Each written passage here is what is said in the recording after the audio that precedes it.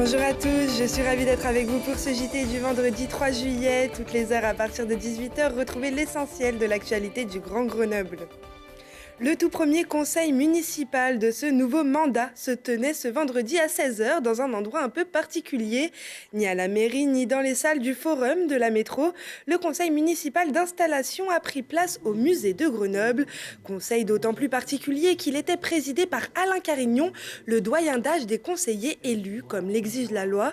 Et c'est aussi le plus gros adversaire d'Éric Piolle lors des élections et farouche opposant à la municipalité écologiste qui aurait dû remettre l'écharpe au nouveau maire, mais restrictions sanitaires obligent. Pour éviter les contacts, cette dernière est restée entre les mains de la chef de protocole.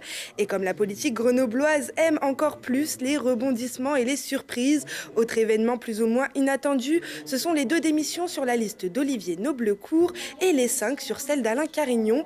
Pour Grenoble Nouvelle Ère, la numéro 2, Emmanuel Le Goff et Patrick Lévy, l'ancien président de l'université Grenoble-Alpes, ne siégeront pas.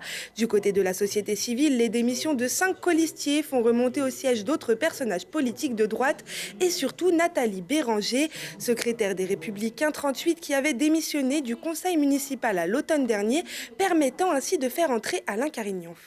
Assez de politique, c'est l'été à Grenoble et surtout au parc. Dès ce dimanche 5 juillet, des animations gratuites démarrent dans le parc Paul Mistral. Tout un tas d'activités seront proposées jusqu'au 30 août, à la veille de la rentrée scolaire.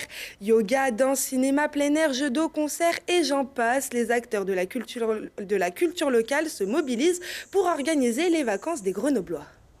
Ce qui est proposé en extérieur, c'est toujours comme l'ensemble des activités de découverte et d'apprentissage. On a des jeux sportifs, on a du vélo, l'initiation au vélo, on a du jeu collectif, on a de la danse, on a un panel assez large pour que l'ensemble des gens qui viennent puissent trouver ce qui peut les intéresser. C'est l'accueil inconditionnel de tous et de toutes. C'est-à-dire qu'ils soient en groupe, seuls, de tous horizons, jeunes, migrants, confinés, ex-confinés, tout le monde a le droit de venir. Et c'est gratuit. L'idée de la programmation de la ville de Grenoble, qui sera une programmation artistique et culturelle, c'est de se dérouler sur l'ensemble de la ville, d'être sur les différents espaces publics pour faire revivre ces différents espaces publics, que ce soit à l'été au parc, que ce soit en lien avec les différents secteurs de la ville, au plus près des habitants, avec un objectif de valoriser la création locale et de travailler le plus possible avec les acteurs culturels locaux. Et le premier temps fort de cette programmation sera avec le CCN2 et la performance Les Traceurs de Rachid Ouramdam avec Nathan Paulin, qui sera un peu le temps d'ouverture dans les airs de cette programmation culturelle estivale et qui reliera la Tour Perret à l'Hôtel de Ville. Il y aura également un temps fort de clôture de cette programmation culturelle estivale avec le collectif Coin, qui installera une performance qui s'appelle Globoscope dans un des parcs de la ville. C'est une création qui est encore en cours. Enfin, la création est faite, mais l'idée c'est de travailler avec des musiciens et des musiciennes locaux pour qu'ils s'approprient aussi cette création d'art visuel.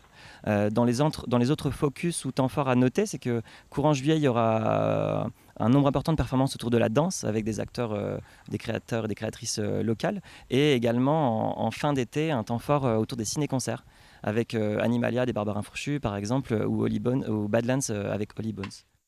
Et pratiquement toutes les activités proposées sont à réserver sur inscription depuis le site de la mairie de Grenoble ou au point info de l'été au parc au pied de la Tour Perret.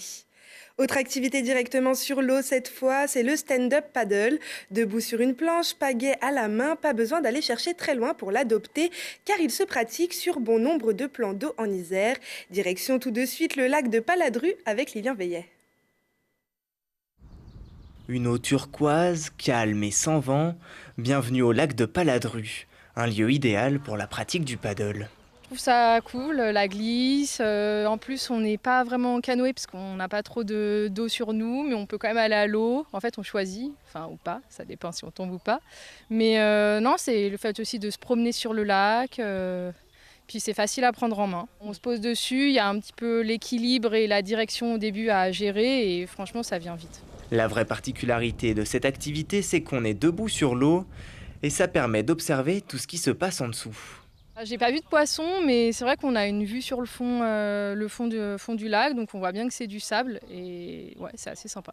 Sur un plan d'eau fermé comme le lac de Paladru, en fait, on a l'occasion de pouvoir se balader sur les berges et puis observer toute la faune, la flore, les zones un petit peu moins profondes. En fait, voilà, c'est autant d'occasions de se détendre et de se retrouver dans un contexte un petit peu particulier, quoi.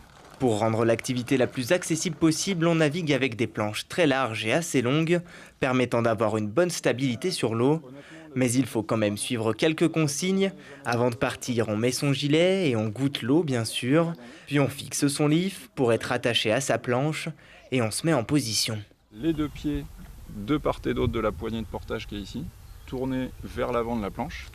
Et on va pagayer en enchaînant plusieurs coups de chaque côté. On met bien la main supérieure sur la poignée qui est là. Et puis on donne plusieurs coups du même côté.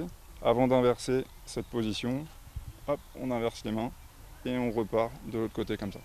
Pour faire demi-tour, on se met un peu à l'arrière pour que la planche se soulève et permette de tourner plus facilement. Mais attention aux chutes car on est moins stable à l'arrière. Et la seule vraie difficulté peut venir du vent. La contrainte, ça va venir du vent puisque comme on est debout, on a vraiment une prise au vent qui est importante. Et dès que le vent sera un petit peu plus fort, on aura un peu plus de difficultés tout à fait à revenir. Après, on peut toujours s'allonger sur la planche si on est vraiment en difficulté et puis adopter la technique du surfeur pour rentrer à son point de départ. Un vrai phénomène de mode car en 2019, près de 3500 personnes ont loué un paddle ou un kayak. Et pour le Yacht Club, c'est bien l'activité paddle qui représente la part la plus importante des locations. Ailleurs sur le département, au lac du Bois français, le paddle yoga a repris dès ce vendredi 3 juillet. Et dans notre série rétro jour pour jour, retour aujourd'hui sur un rituel du début du mois de juillet qui n'aura exceptionnellement pas lieu cette année. Les résultats du baccalauréat avec ses joies et ses peines comme en 2013, 7 ans plus tôt. Es-tu là ?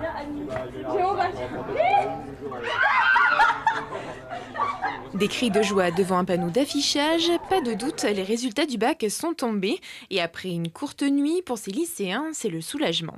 J'ai pas dormi toute la nuit, mais finalement, du coup, je l'ai eu. Donc, bon, un peu de stress pour rien, mais ça va. Enfin, je suis super contente. Là, j'ai pas encore appelé mes parents, donc ils vont le savoir en live tout à l'heure. Et voilà, ça va être une bonne journée. Très bien, j'ai eu la mention assez bien, je suis très content. Voilà. Je suis super contente d'avoir mon bac. Franchement, en plus, avec tous les efforts que j'ai fournis, voilà, je suis super contente. Bah, plutôt bien. On a eu tous les 2 mentions bien. Je pensais pas l'avoir, donc voilà, je l'ai eu sans mention, donc je suis content quand même, voilà. Très surprise de mes résultats. Surtout la mention bien, j'étais vraiment très étonnée et voilà, je remercie tous mes professeurs au passage. Et moi, j'ai eu mon bac, c'est ce que je voulais, donc voilà, c'est parfait. Et si pour certains l'heure des vacances a sonné, pour d'autres le week-end s'annonce studieux. Les oraux de rattrapage commencent mardi dès 8h. Allez, un dernier petit effort et promis après, c'est fini. Et peut-être que certains se seront reconnus dans ce reportage et revivent un des grands moments de leur vie. C'est la fin de ce journal. Merci à tous de nous avoir suivis. Rendez-vous lundi à 18h, puis toutes les heures pour un nouveau point sur l'actualité. On se quitte avec ces images de chronobus revêtis pour le Street Art Fest Grenoble-Alpes. Excellent week-end à tous.